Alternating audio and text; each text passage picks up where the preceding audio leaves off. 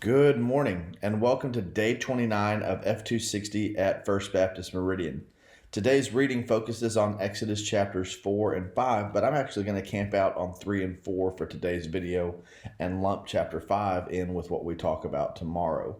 In Exodus 3 and 4, Moses has this burning bush experience where he encounters God, who tells him, "Go to Pharaoh, return to Egypt, and tell him to let God's people go. I have heard the cries of my people," from the end of chapter 2, verses 23 following. "I have remembered my covenant with their fathers. It's time to set them free and bring them to the land of promise." And if you read chapters 3 and 4, you see a series of excuses, essentially, from Moses presented as questions. Beginning with chapter 3, verse 11, Moses says, "Who am I that I should go before Pharaoh?" And God doesn't really answer that question. He just says, "Moses, I will be with you."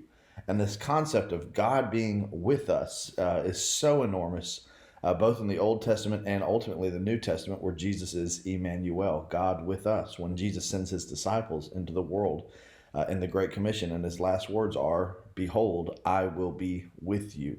Moses' confidence before Pharaoh is not in who Moses is, it's in who God is, who is with him.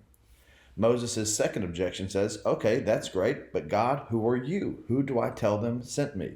And God has that famous statement, Echya, Asher Echya, "I am who I am, I will be who I have been." It can be translated so many ways, but it's a statement of continuity in being. I'm the eternal God who does not change, the God of their forefathers, the God of Abraham, Isaac, and Jacob. Tell them I am has sent you. And this is the passage from which we get Yahweh, that goes on to be the covenant name of God for his people throughout the scriptures. Moses' third objection is, okay, let's say you are that God. How can they know that you have sent me? And so God gives Moses three signs. First, Moses can throw his staff down and it will become a serpent. And then if he grabs it by the right end, the tail, that's always the right end of the snake to grab. If he grabs it by the tail, it will return to being a staff. Second, Moses can stick his hand in his pocket, it will come out leprous. And if he sticks it back in, it will come out clean. And third, he can dip a pitcher in the Nile, pour it out, and it will become blood. We'll talk about that more when we see Moses appear before Pharaoh. And then Moses has a fourth objection. I'm not a good speaker. So God gives Aaron to Moses as his spokesman, and Aaron, because of this, will go on to be the first high priest. I wish we had more time to unpack the significance of that fourth excuse, and if you were at Bible study last night, I went into it a little bit. But God is so patient with Moses through this whole thing, through all these excuses. Even though it says at one point the anger of the Lord burned against Moses, God contains himself, which makes the end of the passage all the more surprising. We have one of the most perplexing passages in the Old Testament in Exodus chapter 4, verses 24 through 26. The Hebrew of this passage is very ambiguous. Interpreters are very divided. It looks like, from either God's perspective or the perspective of Moses and Zipporah, that God either wants to kill Moses or Gershom. The Hebrew just uses a pronoun, him, because Gershom has not been circumcised. And so in haste, Zipporah circumcises her son and touches the foreskin either to Moses' feet or to Moses' genitals. It could be euphemistic. And says, "You have become a bridegroom of blood for me." A bridegroom of blood for me. So that's a tongue twister. And so what's going on in that passage? Well, I'd highlight three things very quickly in the brief time that we have. Number one, when God made the covenant with Abraham, he said circumcision on the 8th day was going to be a marker. Moses is about to appear before Pharaoh, who will lose his own son for disobedience to God. And Moses has not circumcised his son as a Hebrew.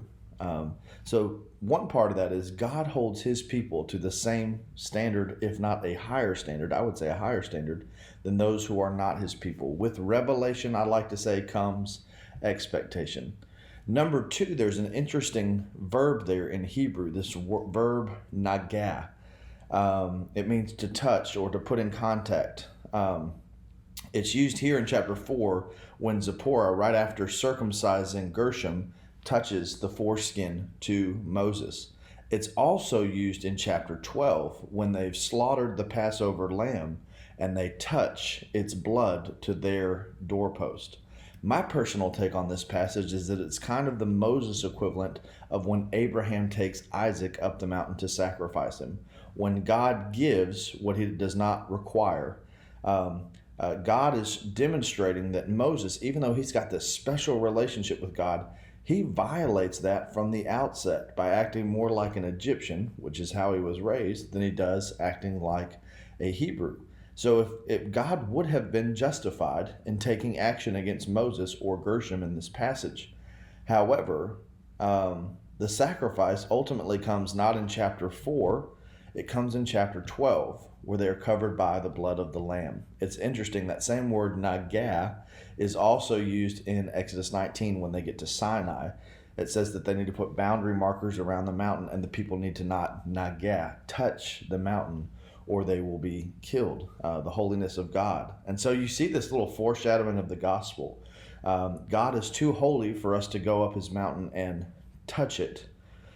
Because of our unholiness, we could understandably, rightfully be struck down, but instead we are covered by nagah, applying the blood of the sacrifice over a sinful people to be set free. So I know that's way too dense, and you can unpack it in your own time. But anyway, more to come on this very dense story in the Bible in days to come. In the meantime, keep reading, reflecting, and responding to God's word, and God bless you as you do so. Shalom.